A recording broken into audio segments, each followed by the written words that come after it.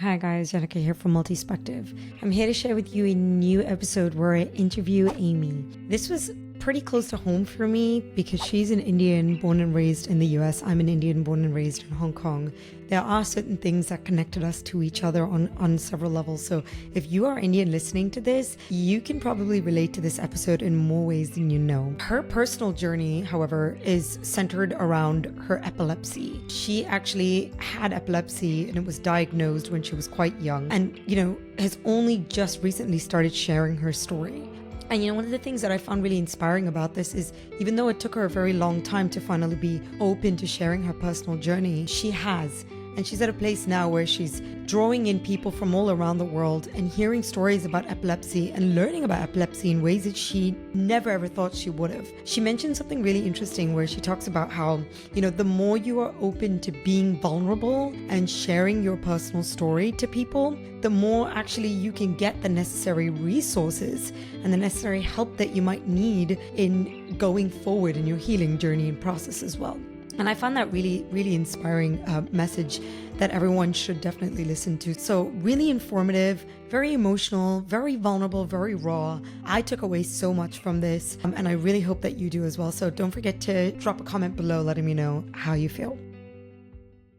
Amee, welcome to Multispective. I am so excited to have you on the podcast with me. How are you doing today? Very well. Thank you for having me. I'm excited to share my story and whatever else is with the world. Yeah, I do actually think that you have quite a great, inspirational sort of story and message to get across to our listeners. And so, I think there's going to be a lot that we can take away from this. Perhaps something that's not really talked about as much as kind of, we hope it would. I don't know whether there is like a stigma around this kind of topic or what, but I think this would be a really sort of great area to sort of like shed light on something that is real. Yeah, So yeah, and the stigma is real. And so yeah, yeah. about it, it's been 35 years since I have. So for me, this is Wow. exciting in a way of like just releasing that Yeah. and putting it out there. And if it benefits somebody, that's the goal. Yeah.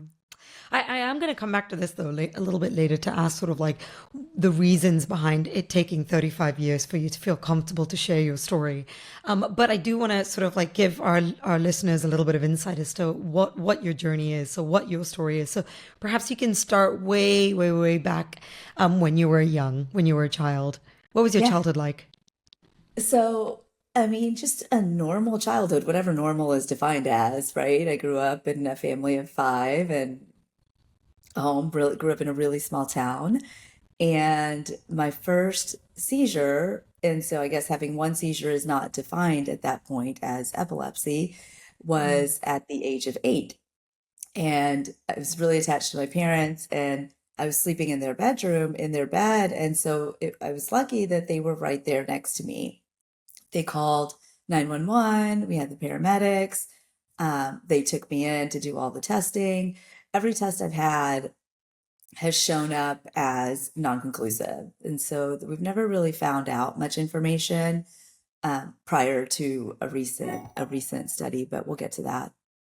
Mm. And because we were in a small town, the closest pediatric neurologist was about an hour and a half away. And so we set up an appointment with her and we got in and went through the motions of, if you're familiar with epilepsy, we'll start with that, I guess, what it is. Yeah. What is it? And it is basically abnormal firing of neurons in the brain. So at a certain point, there are neurons in your brain that abnormally fire. Now, there are up to 60 to 65 different presentations, and they all have an umbrella term of epilepsy, right? So it can look different in one person as it could to the next, and we're all categorized the same unless you kind of understand a little bit more. And then if you say, I have focal aware, right? That's my subcategory of epilepsy is focal aware. There's tonic-clonic, there's complex. And so we can go into all the details, but the point being, I was diagnosed with simple partial, which is now focal aware, and the medication or the treatment, I should say, was medication. So I was put on a medication, and luckily, the first one I was put on at that young of an age was one that had worked for me, and it was working just fine. I was living the normal childhood life. I had never had any special accommodations anywhere. I never needed any special classes or any, longer amount of time on things, and I was very fortunate. So we're taking Mm, this medication and nobody had to know. It was just not, it wasn't, no, I was told no, not to talk about it. It's just nobody had to know. And right. so at that point in time, I don't really know why it wasn't talked about. Mm, And it just wasn't. And so I go through even all of high school, even into my college years, and I was socially drinking at that point and staying out late and living your normal college life. I did well. I graduated. I got into dental school. So I'm in finished graduate school. And so I've done all the things right. besides talk about the Yeah, condition, right? you're right. And That's so, yeah, epilepsy itself is firing of the neurons abnormally that cause for me kind of twitching in my fingers is where it starts. okay, okay. So you mentioned earlier that there's a variety of different categories. This actually reminds me of an episode that I once did as well. He mentioned that he had epilepsy, but it was not something that physically presented itself. So it was actually all happening inside, and there was no physical presentation of it. He was just, the way that it was actually happening for him was he was getting very, very severe anxiety. And so he actually went in to check for anxiety, to which they did a brain scan and they found out that he had been having seizures throughout his life. And it just was never something that he was even aware of. Now, do you know much about this? Is this something that is possible? Are there people that could potentially be having it that just have zero awareness of it because it just doesn't present? Did it present for you? In that situation, no, my presentation was always a presentation. We were having a seizure. How many times did you have to sort of have an episode is probably what you would call it for you, for your family to say, okay, we've really got to do something about this now and really check it. Yeah, so medically defined, I think it's two or three seizures before now you have a condition, Right. right? So there is a medical number of seizures you have to have before they'll diagnose you with epilepsy. If it's just one time, it could be febrile, like high fevers in children, and that's just a one-time episode, and it's Mm, done, and it's not a diagnosis.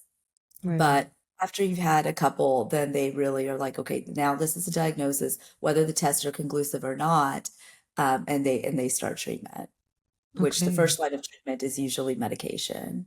Right. Is it one of those things that they would sort of need to experiment with, or is it simply like knowing exactly what category of epilepsy yours falls into, and so therefore there's already certain treatments for it? How does that work? It's a very gray area, and there are no correlations between you have this type of seizure and okay, you need this medication and we're good. Everything's going to be just fine. I wish, and I'm sure the entire community wishes it were that simple, Right. but unfortunately it's not. And it's trial and error of, okay, we're Mm, going to try this and we're going to see how it works. And there's a lot of side effects that come along with these medications. So then mm, you're weighing like, okay, these side effects, are they outweighing the treatment and right. how it presents? Right. Can you tell me that for with regards your situation, is it was it did you ever find out, was it triggered by any external, or was it were you born with it? Is it genetic? Where does it come from? No idea. So idiopathic, basically. No genetic connection, no injuries, brain injuries or accidents, no falls, just idiopathic. No, they just haven't been able to. I'm one of the lucky ones. Right. Yeah. It was just a one-off. In a way, I think it's good when you have sort of that diagnosis and you know exactly what kind of treatment works for you and you've kind of found that sort of treatment for yourself.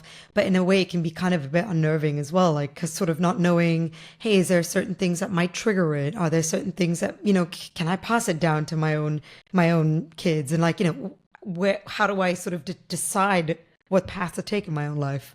Right? Yeah, and it's very difficult because all of those are real concerns and things that we've thought about or I've had to come across and think about, and there is no answer to that.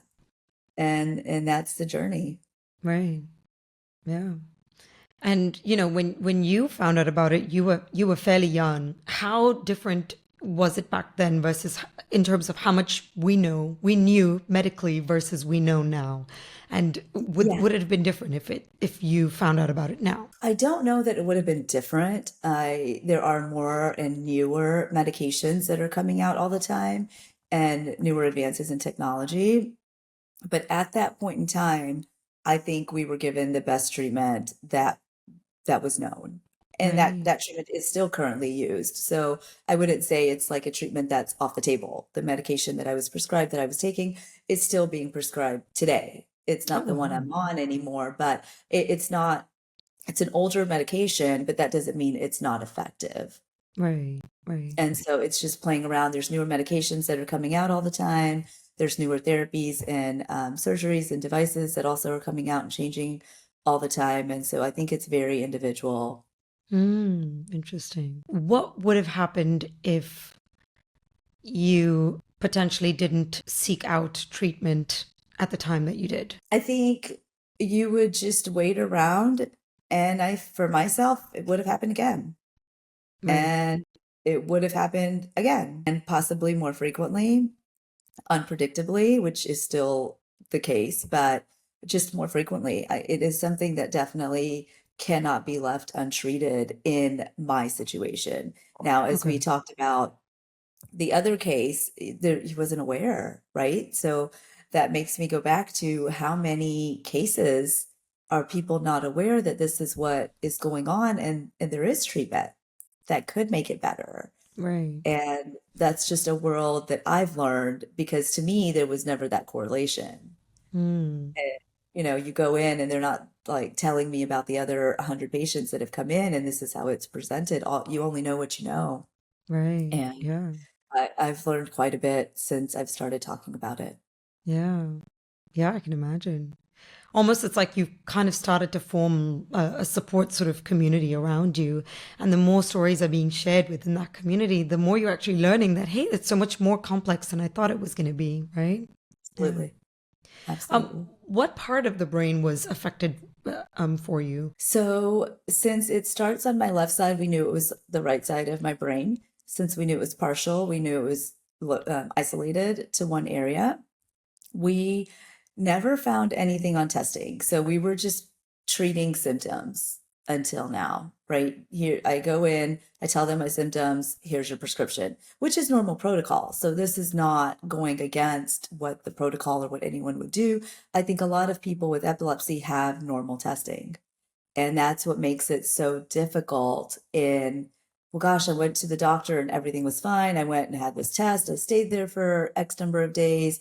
I got this test done that was 45 minutes and nothing, nothing, nothing. There's just, they can't see anything. So they are treating symptoms verbally that I'm telling them. And that's really what makes it very hard. Wow. You would think though that like MRI or maybe like from what I remember reading once as well about they did an MRI scan on someone's brain and they were actually triggering seizure. And they would trigger seizure to see what part of the brain is being affected and that would sort of then they would be able to treat definitively, hey, this is the part of the brain that is having these seizures and this is how we can treat it.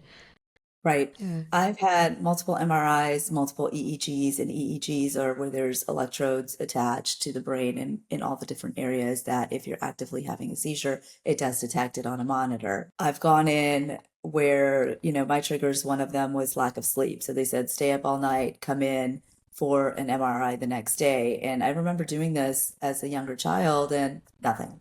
I'm like, of course they didn't catch anything. That one was normal. Right. Yeah. So even your triggers, they are not necessarily what you're going to see when you go in, right? It's like it has to be that Right. perfect timing and that perfect storm to hit to where you're Right. like, I'm test done and this happened. And lo and behold, I'm sure multiple stories is you had the test, nothing showed up, and you go home and 3 days later and you have a seizure. And it's just unfortunate because it makes it Yeah. really, it's frustrating and it makes it difficult. Yeah, exactly. Oh, that's interesting. What were some of the other triggers for you? My first one was lack of sleep and stress. Now, lack of sleep you can control, right? Get sleep hygiene, go to bed at a certain time, wake Yeah. up, make sure you're not stress. I'm still trying to figure that one out. I Right. don't know exactly what that means for me and what that, but your body just kind of knows. I'm speaking for myself, but I kind of know when I have too much on my plate and I need to step it back a little bit. And I'm very Mm, aware of that, especially in the last year or so where it's been a little more prominent in my life that I've had to really tune into things. right. Yeah.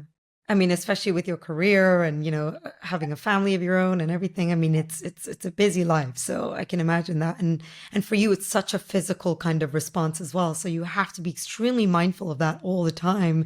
Yeah, I can imagine that being really difficult. I plan things out with a certain amount of energy to allocate, and then I'm like, you know Right. what, we're going to be good. So we're finding a system, and it's a Yeah. different type of lifestyle now than it was, I would say last year, but that's Right. okay. It's Yeah, okay. that's amazing. So you said that, you started medicating and you said that everything was all in the clear. Have you lived basically seizure-free life since then, or have you had any sort of like scares or anything happen in your later No. years?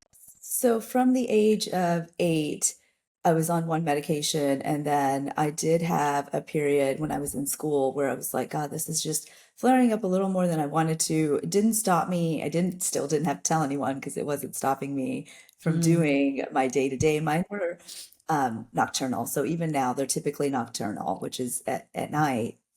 And my day to day, as long as I control that stress and my limitations and sleep and things like that, I can get a feel for it, whatever that means. mm, Now you put someone in graduate school and tell them stress is a trigger, and I really don't know how to do that without, it's just a little bit harder to control, but it was still manageable. yep. And we went Right. back in and we had a reevaluation and we kept everything the same and it leveled out.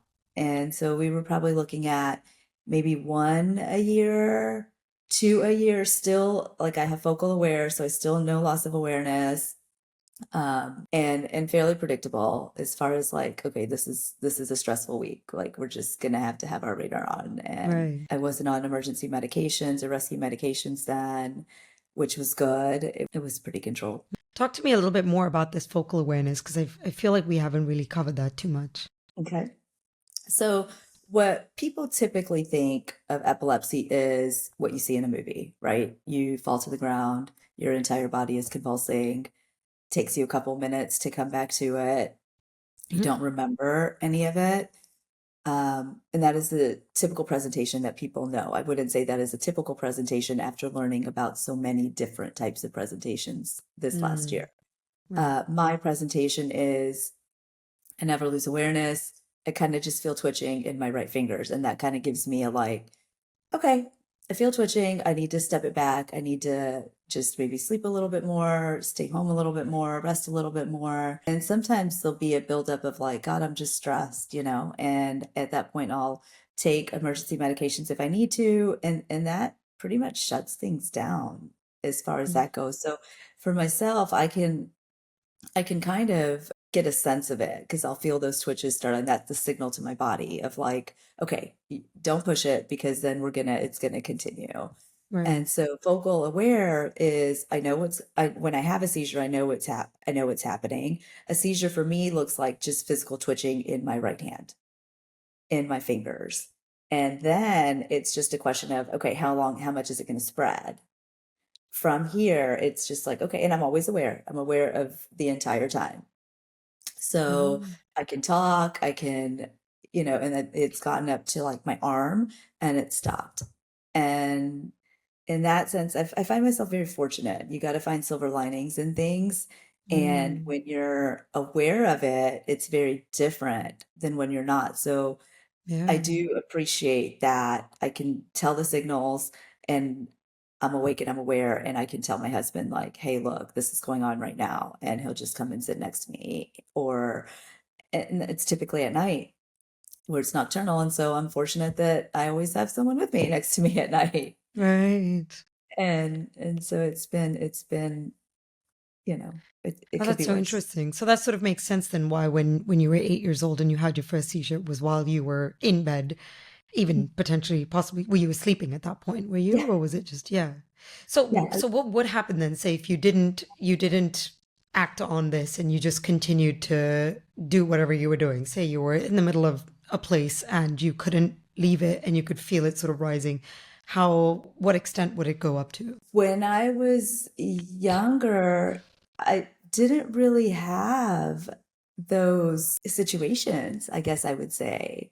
That's been more when I was changing medications to have my children, which was planned. And Mm, then just lately, and I think lately it's just hormonal related, and we're just right in the wave. right. That's And so that's what interesting. it's come down to. Yeah. Why did it take you this long to decide to share it with the world today? Because it is still a stigma. I don't know that everyone would agree with me on that, but I think a lot of the community would agree with that. And I still think you use an umbrella term when you talk about the condition. It's still, there's only one word to describe it, epilepsy. And what comes to people's minds is the typical presentation of it. And I think that in and of itself, it scares them because do they want to be around you if it happens? Do they want to, they don't want to carry that burden, I felt like. And this is just coming from my perspective. So I think people are good. And I think if my friends knew, they wouldn't feel a burden, like a burden. If my family knew, or my extended family beyond my immediate family knew, they would never feel like a burden. So I've never experienced that, but I held it because I never wanted anyone else to carry my stress of a burden. What And was it really, that made you decide to start sharing it? it just wasn't, one, it wasn't as controlled. So I was starting to make different decisions to where I would start to I would start to say no to like a dinner that was at 9 p.m. Okay, why wouldn't you come out at 9 and you can be home by 12, which would have been fine. But now Mm, it's just like, I want to really focus on my sleep, right? But I didn't want to say mm, that. It was like, no, right. that's a little late. I'm going to pass on this one. And again, these Mm, are my closest friends.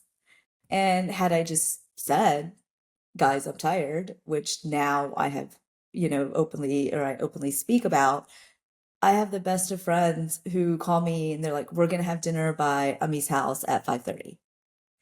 I mm, mean, I could have had this support my entire life, right? right. They Yeah. don't have to do that, but you realize people do things without saying they're supporting you. And so to all of my Mm, girlfriends, if they watch this, like I really appreciate the support that I see that is unspoken. mm. Yeah, for sure. Even at work, everyone's just kind of picked it up. They're taking care of things, and I've taken a step back, which has been good for me also. Yeah. I love that.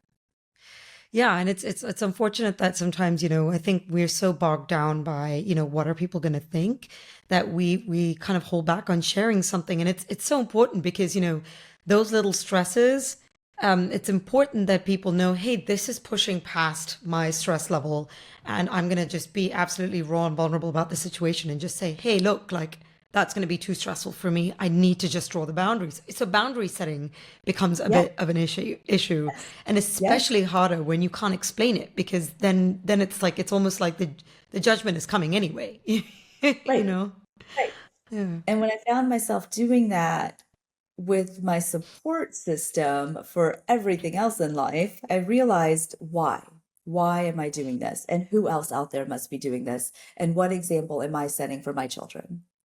And so it Mm. really had me take a step back and evaluate, there's so many different angles to come from, and I put a lot of thought into when I was ready to talk about it, and if I was ready to talk about it at all. Hmm. And I don't regret having to talk about it. If there's one person out there listening today, there's Yeah. support out Yeah, for sure. there. If you I don't know, actually do want to dig a little bit deeper into that because, I think it's really important that one, even the whole purpose of my show as well is that I want people to know that they don't have to be alone in their journey and they don't have to be scared of sharing their own journey with other people. Because again, just like you mentioned, the day that you decided to share your story and reach out to communities, not only was it helpful for you in finding people who could support you and actually realizing, hey, actually, my friends, my family, everyone is supportive of it. Not one person has been judging me except me. But right? also, you learned a lot about the condition in itself. And so, for Right. anyone listening going through anything, be it epilepsy, be it any kind of mental health, physical health conditions, or just a feeling of loneliness, that there is no shame in that. And the stigma oftentimes is held in our own kind of beliefs, or maybe like our own kind of head, right? In a sense. So can you just walk me through a little bit about that process of what was going through your mind? How did you start kind of deciding to go down that path of sharing your story? And you just walk me through those steps. Yeah, so I was put on a second and third medication last year, and those come with a lot of side effects. So now it was more than just the condition, it was side effects of the medications, which Right. were you're just really tired all the time. You're, just brain fog, just a loss of memory, like my short-term memory. I feel like I couldn't remember what I said 5 minutes ago if I said it. And I think that's part of my age as well. But there were just things where it was just nice to be able to talk about and be like, guys, you're gonna have to remember this because I'm not gonna remember it in 10 minutes. So it's just using it, I kind of joke about it now a lot of times. They're like, don't put me in charge of that. I'm not gonna remember it. And just being open and honest and raw about it has been helpful for me and taken that load off of me. Who was the first person that you told outside your family, and how was that conversation for you? I think when I said it online, I think I was just like, go big or go home. And I had friends that kind of knew something was wrong, but I would always use I'm just tired without saying the word, I have Hmm. epilepsy. Right? So there were pieces that I was saying, I just wasn't talking about the condition. And that's where I had to sit back and question, like, why? And the reason why is it's very hard to explain, and the stigma that comes along with it and the judgment that comes along with it. Like, is Hmm. she going to be able to do that? Is she going to be able to do that? Like, I didn't want other people to make decisions for me Hmm. by hearing one word used Right. to describe, right?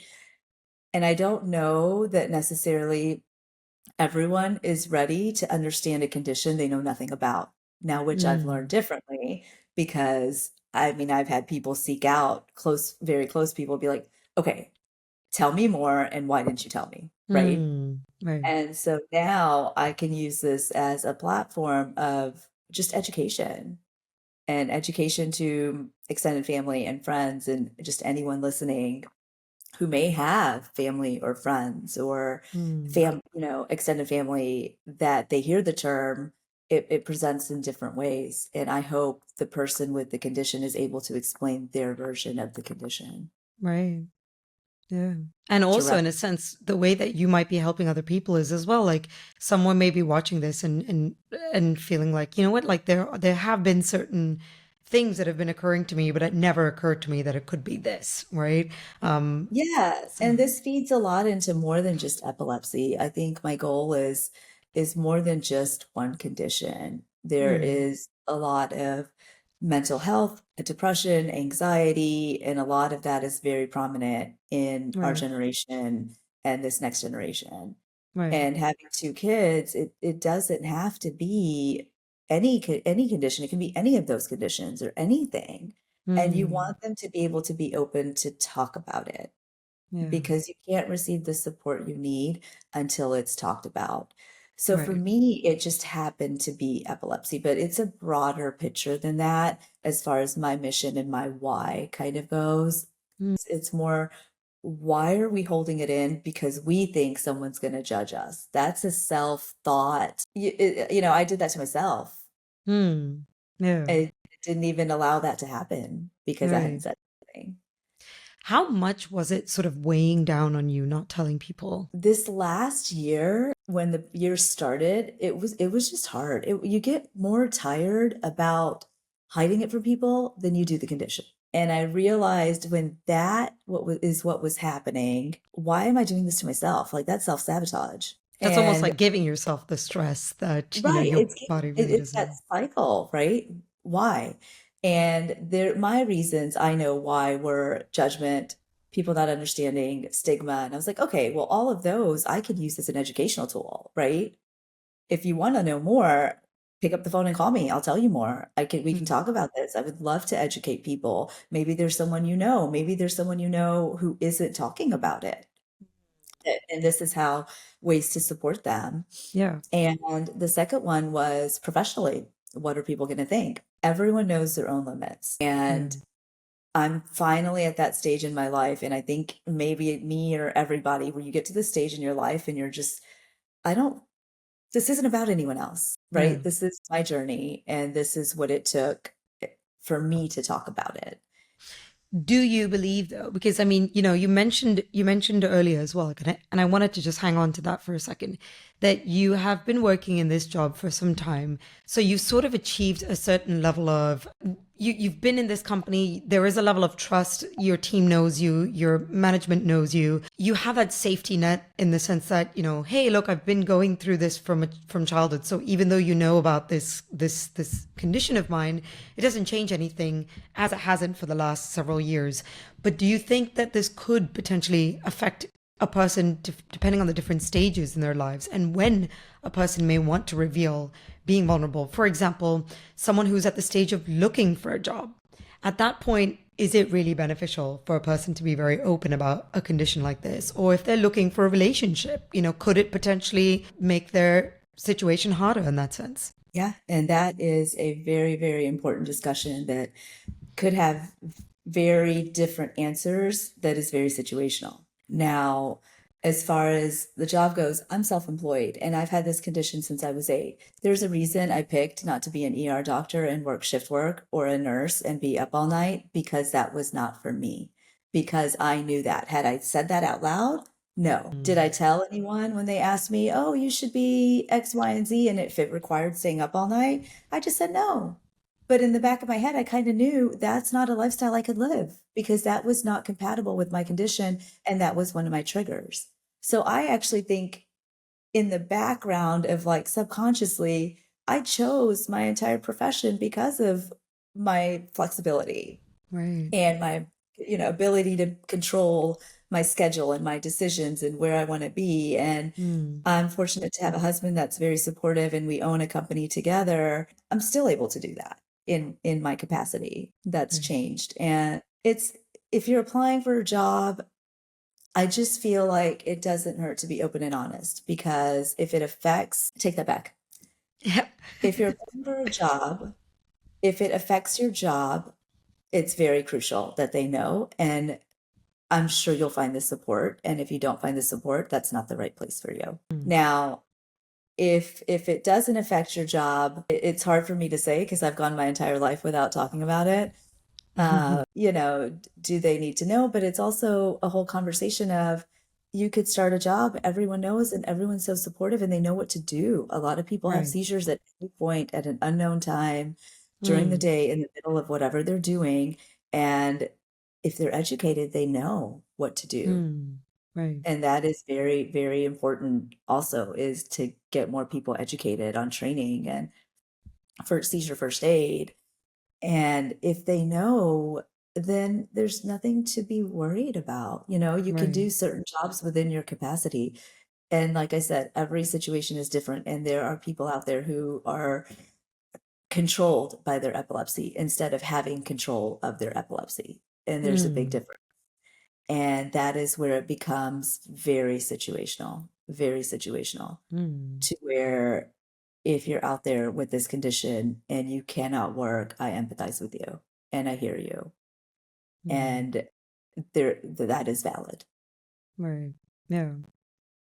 Do you think that having a therapist, and have you personally ever had a therapist, at least someone to sort of share this with, do you think that that's important for someone who does have epilepsy? Yeah, I think for me, it didn't become important until this year. And this year I do. And I have someone and she helps me navigate kind of my decisions and talk through what I'm going through. That is helpful. But also what is very helpful is having someone who has it also, because Yeah. they truly understand. Yeah. And that is, for me, that was a community that I didn't know online, Right. unless there's someone out there I know that hasn't shared it. Right? Yeah, How that's many true. times do you walk into a room, the prevalence is 1 in 26? How many times have all of us been in a room with more than 26 people? Mm. Right. So that perspective has changed. How many times have I walked into a room my entire life where I have been the one out of the Mm. 26 who just didn't know? Yeah. And so finding that support, if no one's talking about it, is not easy. Right. And I would love to It's one be. of those things, right? That it's not something that we can see right in front of us. So, I was thinking earlier as well about what you said, in a company, when you're applying for a job, a company does have a legal obligation to reasonably accommodate the employee or potential employee, but they're able to do that to or for an employee that presents, again, a physical condition. For example, someone that is wheelchair bound, there are ways that a company can reasonably accommodate that. However, and of course, epilepsy is something, and it can be something very physical for some people, but it's not something that is consistently just out there for people to look at. So it is one of those kind of sort of situations, somewhat akin to like mental health, in the sense that we can't It really is. always see it, right? Yeah. It's absolutely correct what you said. It's an invisible illness, and there are so many conditions that fall under that category. Mental health, anxiety, depression, all can affect what you do and all can be supported if people around you know. They cannot be seen. So the stigma around it is, I would never not hire someone as, as someone who hires people at my office. It would never stop me, but it would be nice to know so I could be supported. How did your family, your immediate family, take it when you told them that you were gonna, make it a public thing? I didn't tell them about it. I just did it. Wow. Yeah. Okay. Um, because it's my story and it's my journey. And even if you follow my page, I don't bring my family onto, they are a big part of my journey. And I will talk about them, but I will not Mm. present them on social media in any way, shape, or Right. form Right. to protect their privacy, because this is a solo journey that needs to Mm. be shared. I don't think it's my place to put anyone else out, especially publicly like this. Yeah, I think that there's just so many amazing like little facets to this story. I wanted to also ask, how has this empowered you to share other parts of your life, of your journey with other people? For example, motherhood, the difficulties of motherhood, or the stresses of managing parts of your life, or other aspects of your life. Have you found that since you started to share something really deeply personal to you, that you felt empowered to share other things about yourself too? Yeah, there are multiple things about a person, and that's what I've realized. Like, behind the bindi has a lot to do with it. That is a cultural significance. If for those of you who don't know, a bindi is the dot that is worn by Indian women. Used to mean that you were married. Now is just kind of a fashion statement, and we have fun with it and find Yeah. one that matches our outfits, right? And Yes. that is the significance. And I chose that handle as kind of what we want people to see, and what we don't want people to see, right? We talk about our kids when they've gotten into Yale and Harvard and UPenn, but if your child is struggling, we're not hearing about that at that party Mm. that we went to 2 weeks ago or wherever we may be gathering. If your child, has depression and is seeking therapy, that all as a cultural aspect is still very stigmatized. And it shouldn't be. It shouldn't be, because if these mothers are talking about it, maybe they also have a child or a niece or a nephew, or if they're teachers, another child that they work with, that they can suggest support for. Mm. And so I'm kind of starting by living by example of what I want to see. Right. And I feel like me sharing it is just a start. And I want other people to be able to share that. Now, it doesn't have to be on a social media platform. It doesn't have to be, um, but start with your friends, start with your closest support system. I just skipped all of that because I'm just an all or none. We're going to do this or we're not. Yeah. Um, just skipped all of that. And I was like, look, I've checked off whatever your check boxes are of success. Let's talk about what's real. Let's talk about Right. what's real. Right. And the minute you talk about what's real, you find out a few things. One, it does make people uncomfortable. It makes people uncomfortable and people aren't ready for it. And Mm. I think the same applies for depression, anxiety, mental health. The umbrella is certain people are not ready for it, but guess what? It's prevalent and it's there. And if Mm. we don't normalize it, then who's going to? It Mm. has to start somewhere. It has to start Right. somewhere. And that's where kind of the mission is. Right. I love that. I love that.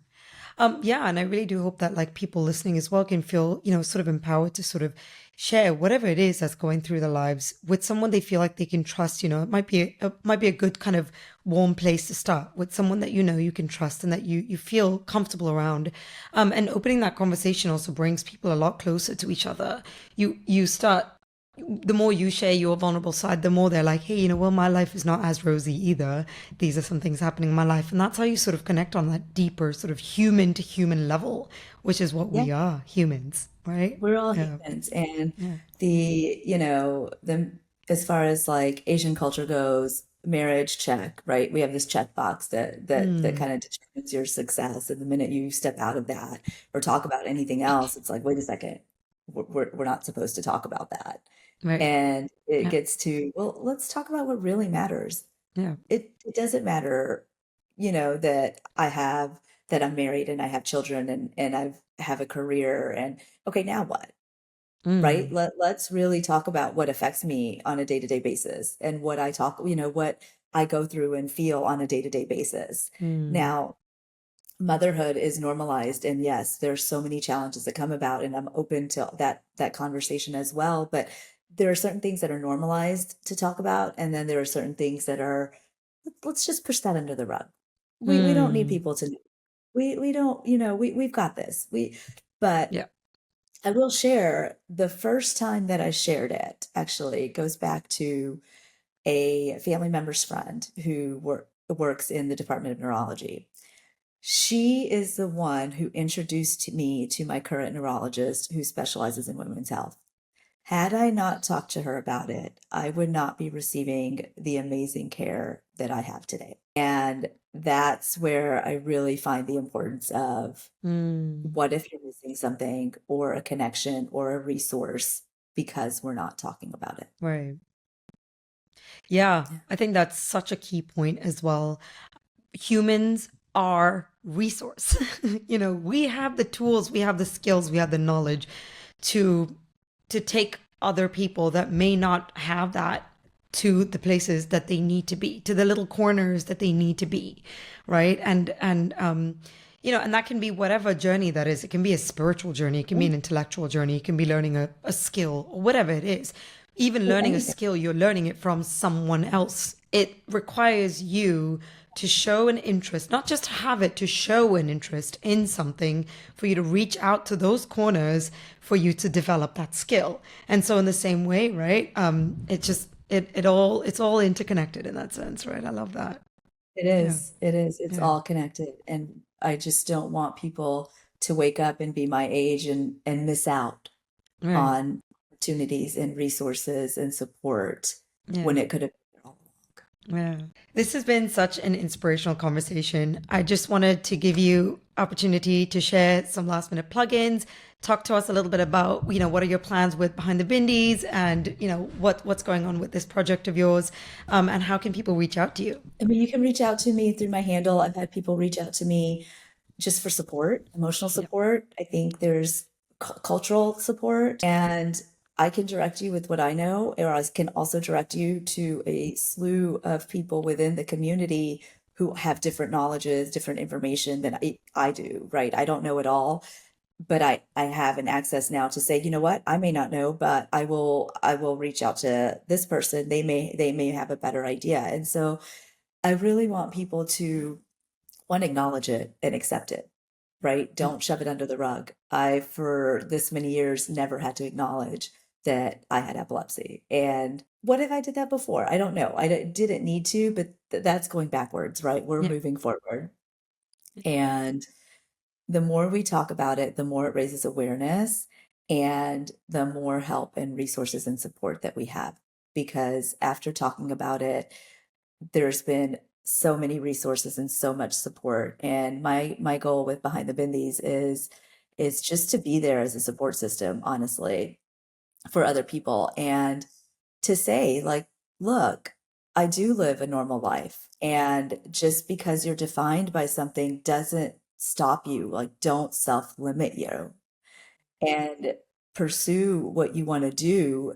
Find the resources along the way to support you to do that. Amee, thank you so much for, being on the podcast, being vulnerable with us on air, and for inspiring listeners today. Thank you. It was a pleasure to be here. If you enjoyed the episode and would like to help support the show, please follow and subscribe. You can rate and review your feedback on any of our platforms listed in the description. I'd like to recognize our guests who are vulnerable and open to share their life experiences with us.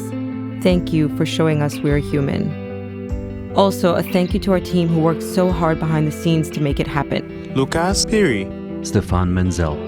The show would be nothing without you.